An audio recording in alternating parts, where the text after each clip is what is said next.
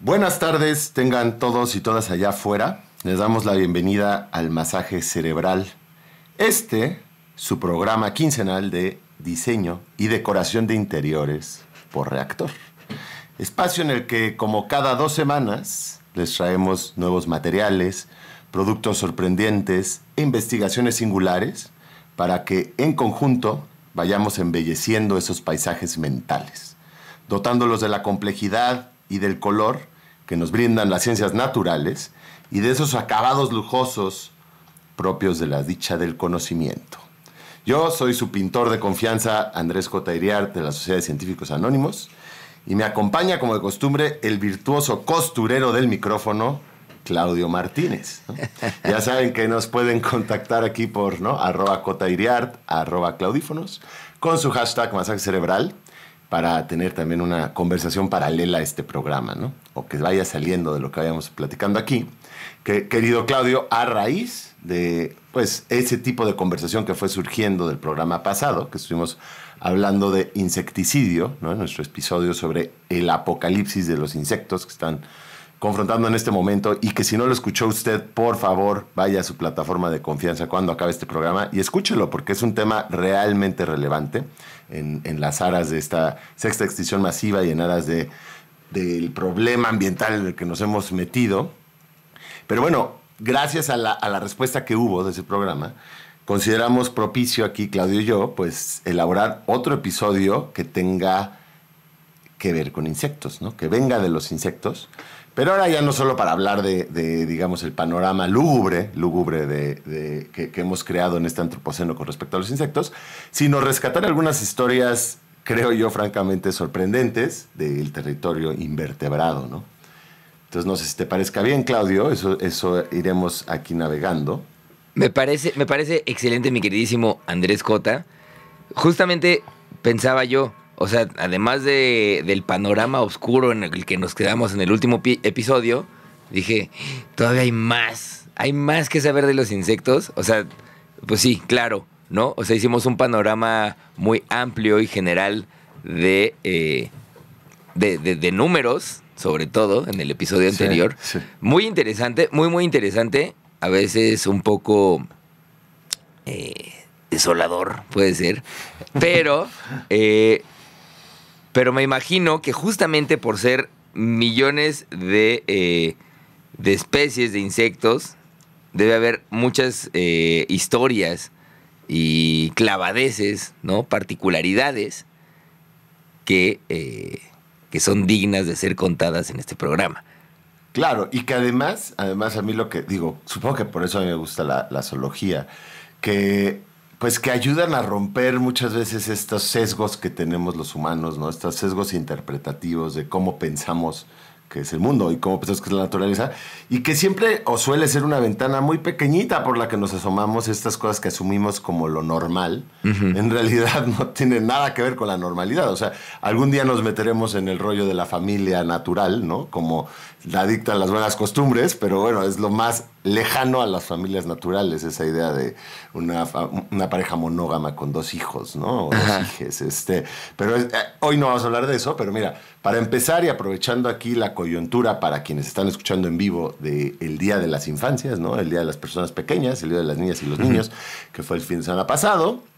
Para quienes escuchen en el futuro, pues no tendrá tanta relevancia esa fecha, pero tomando como excusa esa efeméride, fíjate que uno de estos aspectos que me parece que los insectos nos brindan es la hegemonía, o sea, ir en contra de la hegemonía del adulto, ¿no? Los humanos, como especie de mamífero que somos, en que el adulto es, digamos, que el estado de vida preponderante, ¿no? El estado de vida dominante durante nuestro ciclo de vida es la adultez, ¿no? Uh-huh. Somos personas pequeñas, somos niños, niñas por poco tiempo, bebés por mucho menos, ¿no? Pero eso no es lo normal para la mayoría de seres vivos, porque recuerden que aquí la mayoría son los insectos, ¿no? En animales, uh-huh. Hablando de animales, 3/4 partes de todos los animales son insectos, ¿no? Entonces, esa es la normalidad, no la experiencia que tengamos unos cuantos vertebrados, peludos y apestosos, ¿no? Pero entonces, en muchísimos insectos, el adulto no es la forma preponderante, el adulto es nada más una estrategia reproductiva, ¿no? Así como cuando hablábamos de hongos, que decíamos que ese champiñón con el que solemos relacionarnos, ¿no? Es esa cosa, esa estructura que brota en el subsuelo, el cuerpo floral del hongo, pues es nada más su estructura reproductiva, es como una manzana, es como pensar que el organismo es una manzana y en realidad es un árbol, el organismo de la manzana es su fruta. Bueno, con el hongo es lo mismo, brota ese honguito y en realidad el organismo está resguardado bajo tierra o dentro de la madera en pudrición y es enorme. Bueno, con los insectos pasa algo igual, similar, no igual, es una analogía. La mariposa con la que nos relacionamos y la mariposa a la que le depositamos valor simbólico y lo que quieras, es nada más un momentito del ciclo de vida de un organismo que en términos generales de sus días sobre la faz de la Tierra tiene la forma de un gusano, de una oruga, ¿no? La larva, en este caso, es la forma de vida preponderante. A veces esa oruga puede vivir un año y la mariposa un día.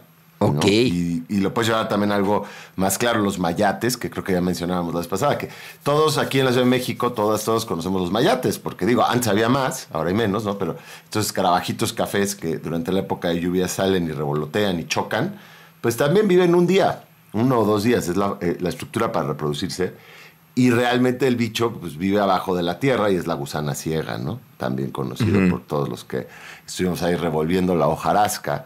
O piensen en las libélulas también, ¿no? Es que siempre es curioso porque asumimos cosas de estos animales, de estas criaturas, a partir de un adulto que vive muy poquito tiempo. Es raro, ¿no? ¿De dónde deberías asumir cómo es el animal? Pues de lo que más tiempo habita. Entonces las libélulas, pues claro, las conocemos, son muy estéticas desde nuestro punto de vista, elegantes si quieren, voladoras, y son vegetarianas, ¿no? Comen vegetales, hay algunas especies que sí son depredadoras. Bueno, las larvas de todas esas son acuáticas, viven adentro, abajo del agua, y no solo son acuáticas, sino que son uno de los depredadores cumbres de los sistemas acuáticos, ¿no? Dentro de los invertebrados. Son carnívoras, son con una apariencia francamente descabellada, podremos decir monstruosa, aunque yo diría que son monstruos bonitos, ¿no? Monstruos hermosos, pero bueno, definitivamente aterradora para quienes moran ahí abajo del estanque.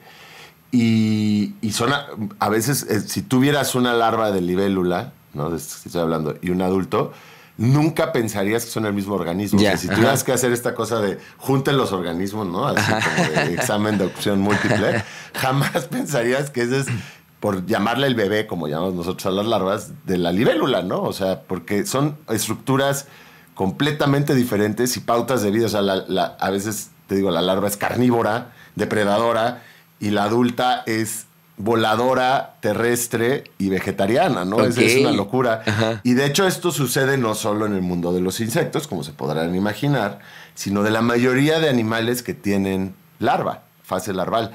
En el mar es todavía más inaudito. Entonces nuestras taxonomías, nuestras clasificaciones biológicas están basadas en estos adultos. Así es como trazamos correlaciones de parentesco, ¿no?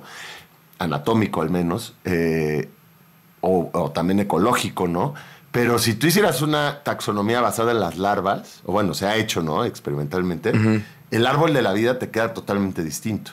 Es otra cosa, porque las larvas, te digo que muchas veces es una pauta de vida de un organismo que no tiene nada que ver con el adulto en el que luego se convierte, ¿no? Las medusas, un día vamos a tener un programa entero de medusas, creo, si no lo hemos tenido ya, ¿no? No lo hemos tenido. No, gracias.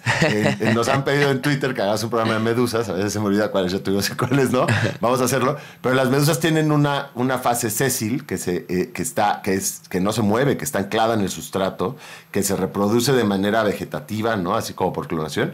Y luego hay un momento en que se convierte en medusa móvil, pero te digo, como que si tú los ves por separado y nadie te lo dijo, o nadie lo investigó antes, jamás pensarías que son el mismo bicho. Bueno, eso es lo que yo aquí voy a hacer, llamar la hegemonía de los adultos, ¿verdad? Ir en contra de la hegemonía del adulto. Y esas son las cosas que te digo que te van abriendo, pues, tus concepciones, ¿no? O sea, al final darnos cuenta que aquí los raros somos nosotros, la verdad. Entonces, no sacar como principios unificadores para toda la naturaleza, ¿no? Como leyes basadas en una experiencia pues acotada, ¿no? O en una muestra pequeña del conjunto de los seres vivos. Ahora bien, para irnos con nuestra costumbre aquí del masaje cerebral, con una pregunta hacia el segundo bloque en el que vamos a estar hablando de abejas. Claudio, a ver si puedes refrescar tu memoria y si no darnos nada más un atisbo de cuántas especies de abejas existen Oh, cara. en el mundo. Ustedes también allá afuera, @cotaideart, @claudífonos, #masaje cerebral y conversamos. Venga, vamos al corte y regresamos. Están escuchando Masaje Cerebral en Reactor 105.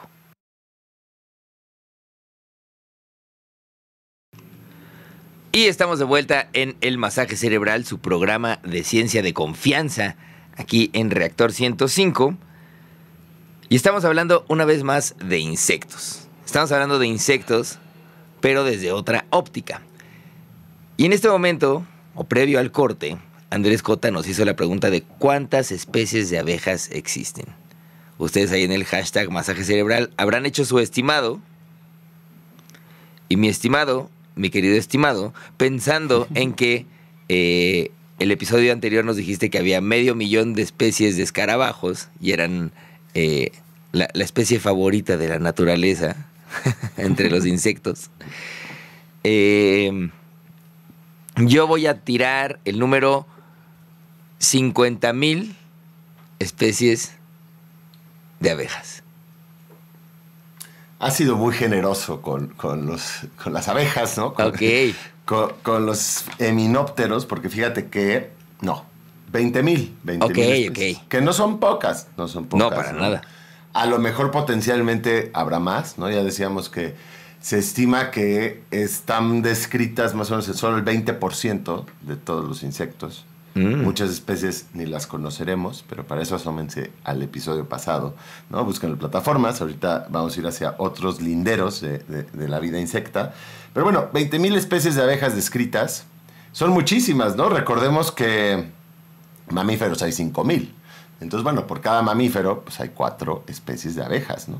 Siempre uno habla de abejas y es una de las, digamos, uno de los tipos de insectos más preponderantes en la narrativa, ¿no? Como que los humanos definitivamente, como no son útiles, de alguna manera tienen una utilidad polinizadora clara, y desde muchos siglos atrás están domesticadas algunas especies, pues es uno de los insectos que nos resulta más afín. De hecho, se me olvidó decir con esto de la preponderancia del adulto, de la hegemonía del adulto, ¿no? Ir en contra de la hegemonía del adulto. Aquí un pequeño comentario, porque como claro, Claudio es también maestro de kinder. Fíjate, Claudio, que muy pronto se va a estar estrenando. Para quienes vinieron al Festival de Insectos, gracias, de Chapultepec, porque ahí fue el estreno mundial, pero pronto llegará a teatros, una obra de teatro que escribí yo, que va un poco de esto, ¿no? Es la revuelta de los bichos olvidados, ¿no? Son todos los insectos y, bueno, y otros artrópodos, ¿no? También arácnidos, que se rebelan ante la humanidad porque siempre los humanos hablamos de los mismos 5 insectos, de las mismas 5 especies, ¿no? Las abejas son una de ellas. Y además lo hacemos como con unos arquetipos como el caracol sabio, ¿no? La hormiga trabajadora, la araña es la mala. Cuando, bueno, cualquiera que sepa un poco arácnido sabrá que no hay madres más sacrificadas que las arácnidas, ¿no? Al grado de que muchas veces sacrifican para que se la coman las crías. Wow. Entonces, digamos que es una revuelta social desde los bichos para ampliar. Y eso me parece importante, diversificar el discurso humano, ¿no? Que son las mismas cosas que pasan en nuestra propia sociedad, ¿no? En género, en los insectos, ¿no? Volviendo a otra cosa de estas que son las hegemonías con las que interpretamos el mundo. Los humanos nos estamos tropezando en cuestiones de género y no sé qué. Bueno, en los insectos no hay ni cuestión. La gran mayoría, o muchos, pues son las hembras quienes son las formas de vidas preponderantes, y los machos existen un día o 2 días y solo tienen una función reproductiva y de variabilidad. Wow. Pero bueno, piensen, todas las hormigas, todas las abejas, muchas de las avispas que ustedes vean en su vida cotidiana son hembras, pues porque así es su estilo de vida, ¿no? Ahí sí no queda claro, no hay duda alguna cuál es el sexo débil.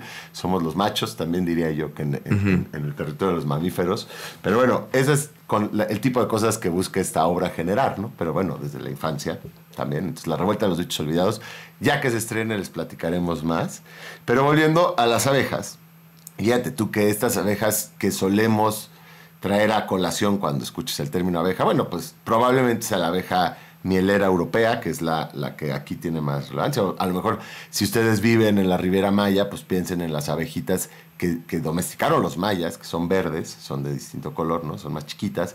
Y hay, no sé, una decena, a lo mejor una docena de diferentes variedades de abejas que se usan con fines de polinización y que no son afines a los humanos.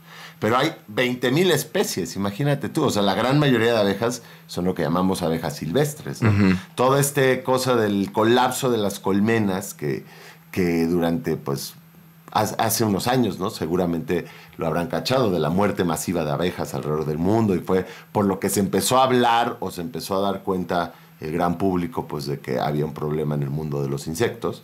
Y es porque, claro, se empiezan a morir estas abejas que usamos para polinización y el 20% de nuestros cultivos ya están en peligro, ¿no? O sea, es una industria enorme y bueno, eso ha estado pasando con muchos insectos, pero luego no pensamos que las abejas realmente importantes para la ecología pues son las silvestres, no nuestras abejas domesticadas. No sé qué idea hayan tenido allá afuera de qué es lo que estuvo colapsando las colmenas, o lo sigue haciendo, de hecho no ha desaparecido. Otra cosa es que las noticias ya están viendo la guerra de Ucrania, ¿no? Y viendo la siguiente cosa que venga, pero el colapso de las colmenas ahí sigue. Y se habló mucho que si los plaguicidas, que si los herbicidas, ¿no? Pero bueno, es multifactorial, obviamente todo tiene que ver con los grandes monocultivos. Al final es esta cuestión que hemos hecho los humanos de suplantar el mundo silvestre, la complejidad del mundo silvestre por monocultivos, ¿no? Estos mares de nada, y que dependen de nuestras abejas domesticadas, y que además tú haces un monocultivo y lo primero que logras es que todas las abejas silvestres de esa zona se vayan para otro lado, porque en un monocultivo no encuentran la variedad de nutrientes necesaria para alimentarse, Ya, ¿no? O sea, ajá, claro. tienes puro trigo ahí, ¿no? O puro elote, eso pues no te sirve y pues te vas a otro lado. Pero bueno, resulta que es una pandemia, fíjate. Al final, lo que más ha acabado con las colmenas es un ácaro del género Varroa, que genera una enfermedad que pues va colapsando colmenas, ¿no? Es un ácaro chiquitito que parasita a la abeja, un ectoparásito, digamos, y que se ha propagado por todo el mundo porque nosotros, pues como somos los humanos, tienes una especie de abejas que usas para polinizar en América, Asia, Europa y Indonesia, ¿no? La misma especie, pues vendes cepas, vendes bebés, o sea, hay todo un mercado alrededor del mundo de estas abejas, y entonces para un ácaro que parasita a las abejas está fantástico, porque pues se sube en eso y le da la vuelta al mundo. Un ácaro que a lo mejor antes de esta globalización y de transporte, digamos, mundial, jamás hubiera podido cruzar un océano, ¿no? O sea, ni en sus más locos sueños podría haber llegado del continente europeo al americano, pero bueno, ahora ya. ¿Y este ácaro qué origen tiene? O sea, ¿sabemos de dónde salió? Sí, o sea, bueno, está asociado a las abejas mieleras europeas, que son las dominantes hoy en día, ¿no? Okay. Y que es triste porque no solo parasita a abejas domésticas. Obviamente, si este ácaro llegas ahí a las fronteras donde están tirando el Amazonas, ¿no? Y para poner soya, o yo qué sé, y están llevando abejas domésticas y ahí sí hay un poco de flores, ¿no? En esa frontera hay flores silvestres, y pues hay especies silvestres. Y de pronto hay contacto, pues ese ácaro se le sube a las silvestres también, ¿no? Esa necesidad europea de ir colonizando y matando todo. Pero bueno, también para el lado contrario, ¿no? También llegaron cosas de aquí a allá. O sea, en fin, el caso es que no me quería quedar en las abejas, solo les voy a contar una historia de abejas que me parece remarcable, que es la miel loca de los Himalayas. No sé si la conozcas, Claudio, pero hay estas abejas Apis laboriosa, que son unas abejas gigantes de los Himalayas, que no son domésticas, es una abeja silvestre, pero que sí genera colmenas, y genera las colmenas más grandes del mundo. O sea, es una de las abejas más grandes del mundo, mide 5 centímetros. Wow. Y hace unas colmenas colgantes en los riscos muy altos. Sí. Que son enormes, ¿no? Son enormes, estamos hablando de tamaño almohadón de cama o más grande aún, ¿no? Como un colchón individual así colgando de tu colmena. Y bueno, esa miel, esas colmenas son socorridas por habitantes de distintas zonas de los Himalayas en Nepal. Han de saber que Nepal a lo mejor se lo imaginan como todo frío, pero bueno, tiene partes tropicales, en las selvas nepaleses. están estas abejas que tienen una cosa interesante, que es que se alimentan de flores que tienen DMT, ¿no? Que tienen una de las sustancias psicoactivas, drogas, si le quieren llamar así, más potentes que se conocen. Hay un montón de plantas que tienen DMT.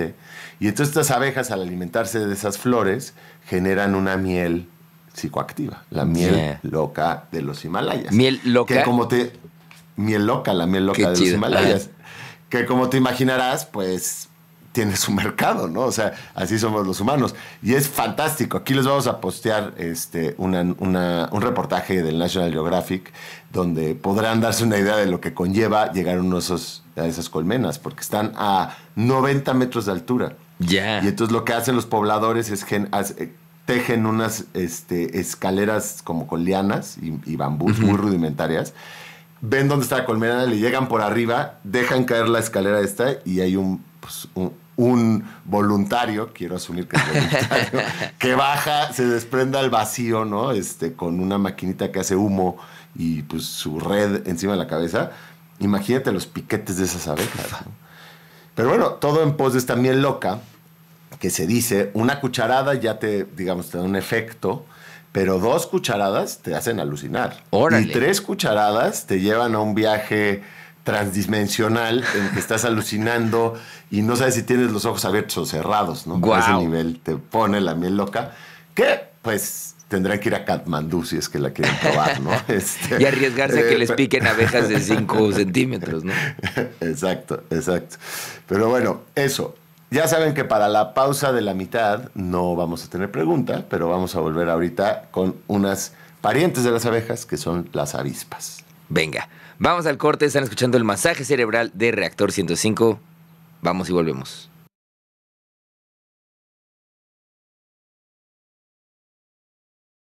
Ya estamos aquí de regreso en el masaje cerebral. Gracias a quienes están escuchando desde el principio y quienes no, pues estamos hablando de insectos, ¿no? Cosas que no sabían sobre los insectos. O a lo mejor sabían, pero que vale la pena recordar. Y nos quedamos para este segundo, estamos entrando, ya saben, después del cenit del programa, pues a la segunda mitad. Y vamos a ir a las avispas.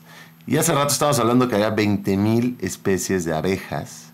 Bueno, las avispas son más exitosas en términos evolutivos porque hasta ahorita se han descrito 100,000 especies de avispas. Órale. Esa es otra. Siempre pensamos en las abejas porque las abejas son a las que hemos domesticado, ¿no? Pero bueno, las avispas son un grupo cercano a las abejas.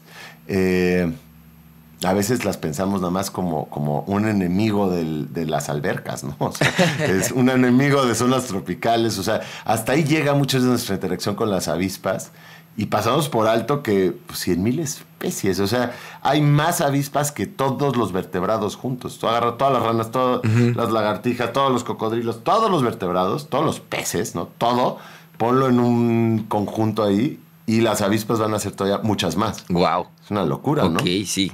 Y esas son las descritas, porque ahorita vamos a ir entrando a un grupo que me gusta mucho de las avispas, que son las avispas parasitoides, y que de esas se estima que nada más de esas podría haber 300,000 especies. ¡Órale! Pero no las conocemos porque, claro, además cambia mucho. Tú piensas en la estampa clásica de la avispa. Bueno, a lo mejor tienen 2 o 3 especies, depende de donde vivan, que les vinieron a la cabeza ahora. A lo mejor son esas rojas grandecitas o esas negras con amarillo más pequeñas. Pero bueno, hay avispas casi microscópicas y hay avispas que miden 6-7 centímetros. En todo eso en medio hay de todo, ¿no? Por ejemplo, los higos, sin ir más lejos, los higos, las higueras, si les gusta comer higos, bueno, piensen que hay unos 1,000 especies de higos, ¿no? O sea, explotamos un par, pero los higos, estos árboles, las higueras que tienen estos frutos higos, hay muchos silvestres, y son de hecho la base de alimento de muchas especies selváticas, ¿no? Los orangutanes, un día vamos a hacer un programa de orangutanes, en gran medida se alimentan de higos silvestres. Bueno, todas las especies de higos, estos 1,000 árboles de higos, solo tienen un polinizador, una especie de polinizador, que es una avispa que coevolucionó con este higo para polinizarlo. Porque no sé si sepas, Claudio, que los higos son fruta, ¿no? Ya sabes que siempre aquí nos perdemos entre qué es vegetal, qué es fruta, qué es hortaliza. Bueno, los higos no son frutas propiamente, son inflorescencias. Es como una inflorescencia, solo que cerrada, ¿no? Todos esos pelitos que uno ve del higo adentro, cada uno es una flor. Ah, ok. Y entonces estas avispas que coevolucionan cada especie son pequeñititas y han evolucionado para entrar por el canalito que une al higo como al árbol. Hay un canalito por el que puede entrar la avispa y vuela adentro y es la que fertiliza a esta inflorescencia. ¡Órale! Y muchas veces muere en este acto, ¿no? Heroico, muchas veces no, pero hay veces que muere y pues tú te comes estas avispitas muy pequeñititas con tu higo, ¿no? ¡Wow! Que es una historia bonita de cómo es la interdependencia, ¿no? Y entonces te imaginarás, si por alguna razón, calentamiento global, lo que quieran, estas especies de avispas que polinizan a los higos se extinguen, pues seguido va a ir el árbol, ¿no? En poquito tiempo después. Y así hay muchas sagas en el mundo natural.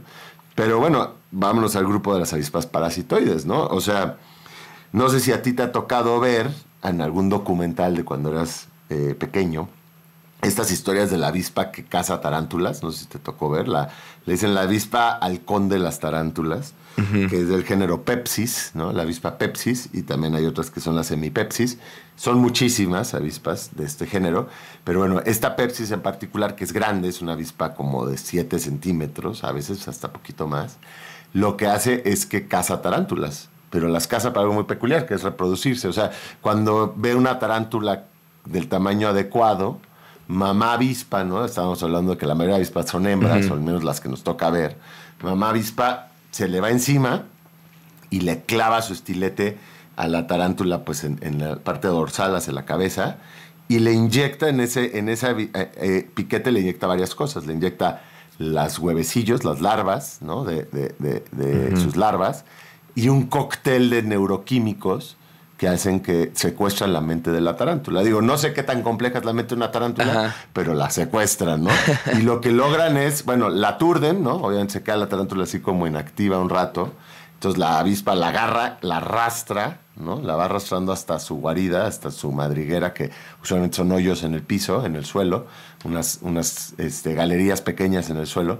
Mete a la tarántula ahí, ya cargada la tarántula con neuroquímicos y larvas, y cierra el hueco, ¿no? Lo cierra por fuera. Y la tarántula pasará el resto del mes, más o menos, viva, no se muere, ¿no? Como en conserva, pero en vida, o sea, en cierta vida latente, con las larvas creciendo en su interior. Y las llega a defender, o sea, la tarántula no está completamente... O sea, si llegara algún invasor ahí al hueco, la tarántula defendería el... ¡Guau! Sin saber que está haciendo comida por dentro por estas larvas. Poco a poco van creciendo. Además, digo... ¡Qué violencia! Sí, no, pero es fantástico. Pero además, esto ha evolucionado de forma que las larvas van creciendo y de pronto ocupan buena parte del interior de la tarántula, pero se ponen en lugares en que no, digamos, no infringen el funcionamiento nervioso de la tarántula. ¡Wow! ¿No? Pero bueno, y este es un ejemplo clásico, pero así hay en todos los grupos de insectos y de artrópodos y de arácnidos que se puedan imaginar, una especie de avispa que las parasita. Entonces hay otra, por ejemplo, que no agarra tarántulas, sino algunas arañas de las que sí tejen tela de araña. Y entonces hace algo muy similar, le inyectan, ¿no? Las larvas y logra con este fino control mental que la araña no solo destruye su tela de araña, sino que luego teje una que nunca generaría en su sano juicio. O sea, la lleva a tejer una tela de araña que está como específicamente diseñada para proteger a estas larvas. ¡Órale! Y la araña cuelga en medio, guareciendo a las larvas, ¿no? Hay otras que no necesariamente le inyectan las larvas. Por ejemplo, hay un tipo de avispa que parasita catarinas. Y entonces lo mismo, la vuelve un zombie, ¿no? Son zombies, es como un zombie, ¿no? La vuelve un zombie y más bien pone a las larvas abajo de la catarina. Y entonces la catarina, te lo juro, que se vuelve como una guardiana, o sea, hace todo lo que esté en su haber para que no pueda ser volteada, ¿no? Para guarecer a estas larvitas que están, como sus crías, como que se las encargan, ¿no? Y así hay avispas que parasitan gusanos, hay avispas que parasitan, en fin, toda una gama. Por eso es que potencialmente podrían ser tantas, porque tú tienes una diversidad de insectos apabullante, y si este estilo de vida, ¿no? Esta estrategia de vida resultó exitosa en términos evolutivos, pues se tiende la vida a diversificar, ¿no? O sea, radia, es un abanico. Otro día vamos a hablar de otros, yo creo que es de lo más fascinante. A lo mejor el siguiente episodio lo podemos hacer de eso. Si les gusta, ¿no? Escriban ahí en @coteriart, @claudífonos, #masaje cerebral. Y díganos si quieren. y hacemos un episodio completo de parásitos que controlan la mente de sus hospederos, ¿no? O sea, porque hay unas sagas francamente propias de delirio o de ciencia ficción, ¿no? Y no solo obviamente no solo de avispas, o sea, las avispas son una de tantas. Hay muchísimos parásitos que controlan la mente de a quienes invaden, y que es fascinante, porque tú imagínate que, bueno, lo vamos a platicar en la siguiente, Ajá. pero, o sea, eres un ser microscópico a veces. En el caso de las avispas, pues no, es todavía más raro, pero y te metes en un ser más grande que tú, que tienes que hacer o sea, que siga tu voluntad. Sí, En orden de que tú llegues cambiarle el sentido de el su chip. vida. Sí, totalmente, ¿no? Y hacer cosas que van en contra totalmente de su sano juicio, digámoslo así. Oye, pero bueno, solo piensa esto. Me quedé ahí con el pendiente bueno, de la telaraña. O sea, sí. el diseño de telaraña normal de de estos arácnidos que son parasitados Ajá. es algo completamente distinto a lo que ocurre cuando... Completamente distinto. Es una telaraña que si la sabes, o sea, si la sabes identificar, pues podrías ir por ahí y decir, mira, esa está parasitada. ¡Wow! Mira, esa también. Déjame decirte nada más que o sea, el tipo de vida parasitario Uh-huh. es tan exitoso que por cada especie de vida libre que existe, Uh-huh. hay 4 que son parásitas. O sea, los que dominan, la estrategia de vida que domina este planeta es el parasitario. Y por eso vamos a hablar de eso en el episodio próximo. Pero ahorita lo importante es que vamos a ir hacia nuestro último bloque. Y para no abandonar nuestra costumbre, ¿no? Nos iremos con una pregunta aquí para Claudio. Venga. Quiero decirles que en el último bloque vamos a hacer un salto mortal hacia atrás, ¿no? Y vamos a entrar en algún momento hacia el mundo de los anfibios, ¿no? Ahorita se va a entender bien por qué. Pero para aprovechar un último tema que la vez pasada también nos quedó un poquito al final, que es la entomofagia. Claudio, ¿cuántos insectos has probado? No, ¿cuántos has probado? ¿Cuántos insectos se comen en México? ¿Qué cantidad de especies de insectos se comen en México? Ok. Ni idea, ahorita lo voy a pensar. Pero bueno, Okay. nos vamos al corte con esa pregunta. Ustedes coméntenlo en el hashtag masaje cerebral @cotairiart @claudífonos y volvemos en breve.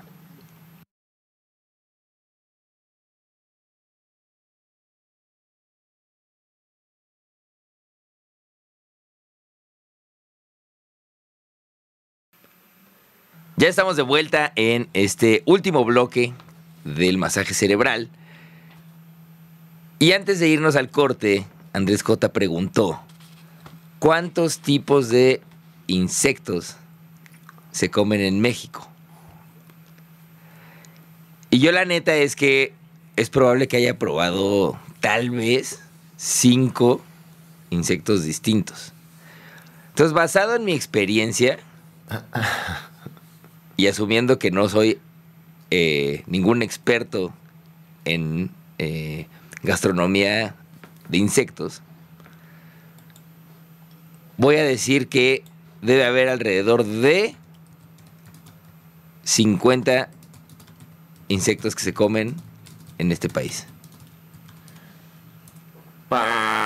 Mira, ahí sí fue baja tu apreciación. Maldita sea. Fíjate que no, querido Claudio. 549 ¡Wow! especies de insectos. Estoy viendo aquí el dato de la página del Gobierno de México, ¿no? 549 especies de insectos comestibles en el país. O sea, he probado menos del 1%. Que nos vuelven el país más entomófago del mundo en la actualidad. Somos el país que más especies de insectos consume en la actualidad. Ajá. Digamos que a nivel mundial son 1,680 especies las que se consumen. Uh-huh. Y estamos hablando, esto es un consumo habitual, ¿no? Como que hay una tradición de comerlos. A lo mejor hay más, porque hay luego regiones muy pequeñas en que se come pues ciertas especies de insectos solo durante la temporada de lluvias, yo qué sé. Pero bueno, reconocidos eso, ¿eh? O sea, un tercio casi de todos los insectos comestibles se comen aquí en México. Wow. En la actualidad. Y Deberíamos claro, de hacer una cata de insectos. Sí, Sería claro, buenísimo. por supuesto. En la próxima fiesta de Claudicamos, ¿no? En el próximo Claudicamos. No, ahora en la fiesta del masaje cerebral ponemos en la fiesta de Clark Campos ponemos un changarrito del masaje cerebral, ¿no? Y tenemos ahí la prueba el reto Pepsi, Ah, ¿no? claro. Tenemos cata de insectos, no sé, podemos Bien, me late. tener estas cosas. Pero bueno, un tercio de las especies a nivel mundial. Y claro, esto va y viene de las esferas de los distintos ámbitos culturales, ¿no? O sea, insectos hemos comido los humanos desde toda nuestra evolución, desde los albores de la especie, desde que no éramos Homo sapiens, ¿no? Previamente a ser Homo sapiens, los changos, hemos sido muy insectívoros, y ya como Homo sapiens, gracias a los insectos, en gran medida es que hemos llegado a donde estamos, por etapas de nuestra evolución. Sobre todo la proteína venía de insectos e invertebrados. Y se sigue comiendo, bueno, y no sé, en tiempos recientes, relativamente en términos biológicos, digo, Mesoamérica, bueno, pues en toda Mesoamérica se comía mucho insecto. Y hoy por hoy en muchas localidades, en muchos pueblos, en muchos lugares que mantienen sus tradiciones, se comen insectos en base cotidiana, ¿no? Hay de todo, hay desde el insecto que se come un poco por necesidad, digamos, estás en Zapotitlán de las Salinas, vives en el desierto y en la época de lluvias florece eso y entonces se comen muchas flores de cactus y muchos insectos que son de temporada, a veces a falta de otras cosas de alimentación, ¿no? Otros productos alimenticios, pero también hay muchos insectos que se han vuelto delicatessen, ¿no? O sea, y que son de hecho muy caros, escamoles, piensen, los huevos de hormiga, ¿no? La hueva de hormiga, que además no es de cualquier hormiga, obviamente, es de cierta especie de hormiga que hace sus hormigueros en los agaves, ¿no? En los magueyes, que no se cultiva, no sé cómo cultivar, o sea, y eso pues es una delicatessen. Son muy ricos, la verdad, pues sí, vale la pena hacer una cata porque son muy ricos. Y ahorita vienen en un giro, yo creo, como que están ya una vez más permeando hacia otras, digamos, en las ciudades, un poco se está haciendo una moda, y muy pronto va a ser el recurso alimenticio, va a ser el alimento del futuro. Fue el alimento del pasado y va a ser el futuro, porque es mucho más sustentable comer insectos que comer vertebrados, que comer vacas, no se diga, claro, ¿no? Reses. O sea, lo mencioné creo que brevemente el episodio pasado, pero les traigo otra vez a colación que para generar 1 kilo de chapulines, por poner el ejemplo de la especie que más conocemos, 1 kilo de chapulines necesitas 10 kilos de vegetales. Para hacer 1 kilo de res necesitas 100 kilos de vegetales. Piensa esa diferencia, es un orden de magnitud. Además de que para hacer res necesitas muchísima agua, además para regar el cultivo y para darle a las reses mismas, y una extensión de terreno bestial, ¿no? Para tener muchas casas de ganado. Para tener chapulines, bueno, no necesitas tanto espacio, y además son plaga de nuestros cultivos. O sea, además hoy por hoy hay la necesidad de hacer algo con esos chapulines porque son plaga de cultivos y muchas veces se les echa insecticida, imagínate, ¿no? Bueno, herbicida, bueno, todos estos plaguicidas que hacen un daño ambiental horrible, ¿no? Entonces mejor te los comes. Si te los comes, matas varios pájaros de un tiro, claro, ¿no? Aquí haciendo un guiño a la buena Ale Ortiz Medrano, que tiene un artículo al respecto, que es matar 3 pájaros de un tiro, creo, o 3 chapulines de un tiro, que es que, sí, vuelves el cultivo, o sea, la plaga tu comida, parte de tu alimento, salvas tu cultivo y no usas plaguicidas. Y además, agréguenle que cada chapulín tiene 2.5 veces más proteínas que una res. ¡Guau! Y te lo estás comiendo completo. Es decir, que no estás en la res, estás comiendo un pedazo de bistec, nada más. No estás teniendo todos los nutrientes que esa res podría tener en las vísceras, ¿no? Aquí te estás comiendo el organismo completo, entonces estás comiendo una cosa muy compleja de red nutricional, ¿no? De aminoácidos, de minerales, y son cierto tipo de proteínas que son más asimilables para nosotros. En fin, tiene todo el sentido. No me voy a quedar aquí a hablar de entomofagia durante todo el programa, que me encantaría, pero sí les voy a invitar. Tengo un programa, vamos ahí, googleenle si lo quieren ver, un programa muy reciente, salió la semana pasada, de entomofagia, ahí en TV UNAM, ¿no? Nada más googleen entomofagia TV UNAM y van a encontrarlo, y ahí se convencerán de comer insectos. Además de que me verán comer un 100 pies, ¿no? O sea, fui a comprar insectos y dije, bueno, voy a comprar algunos que nunca haya probado, claro, porque de eso se trata. Y un 100 pies así como de 6, 7 centímetros, y dije, ese, ¿no? O sea, claro, vamos a empezar por ese ¿Hay alguno ahorita que, nada más en ese paréntesis, que te haya dado mucho asco? ¿O le entraste sin miedo? No, yo creo que es una cosa, o sea, es una barrera cultural y es una cierta aversión que te puede generar, pero yo pues desde hace mucho como insectos, pues, no es que tenga siempre aquí en mi gaveta, ¿no? Pero sí me gustan. Entonces ya no me generan esa impresión. Sí, la primera vez que te comes un gusano grandote, ¿no? Hay unas gusanotes, da impresión, pero son ricos. Es como, ¿sabe? Yo digo que es similar al charal, ¿no? A lo mejor es porque están también preparados de una forma similar, pero sí, no, es un sabor, bueno, le digo similar al charal por falta de otra analogía, o sea, es un sabor muy único. Y hay unos muy ricos. Hay otros que son menos que saben menos, pero en fin, ahí les dejado lo de la entomofagia. Cuéntenos qué han probado, qué les gusta, qué no. Y nada más yo ahorita para cerrar este ocaso del masaje cerebral y aprovechando que mañana tenemos evento de la Sociedad de Científicos Anónimos, me parece pertinente pues hacer esta invitación a quienes están escuchando ahorita en vivo. Quienes estén escuchando en el futuro, escuchas el futuro en esta especie de programa en su versión casi podcast. Bueno, no se preocupen porque a lo mejor no pudieron venir al evento, pero pueden ver la charla porque tenemos un canal de YouTube de la Sociedad de Científicos Anónimos.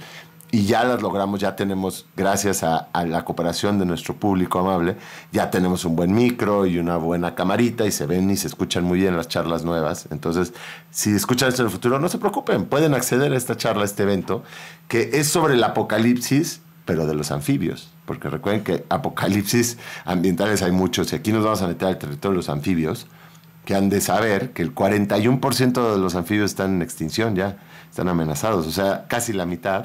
Se calcula que para el 2030 se van a haber perdido un tercio de las especies que hay ahorita. Y esto es a razón, hay varias razones, obviamente igual que con los insectos, es la destrucción del hábitat sin lugar a dudas, la contaminación, el calentamiento global también, pero sobre todo últimamente por una pandemia que están confrontando los anfibios, una pandemia que es causada por un hongo. Fíjate que desde el 98 se descubrió este hongo, se describió. Ha de existir desde mucho antes, obviamente. Pero digamos que en el 98 empezó a tener este alcance global y se volvió una pandemia. Y es un quitridio, es un hongo de los quitridios, que tiene un nombre como de trabalenguas, de Batracoquitrium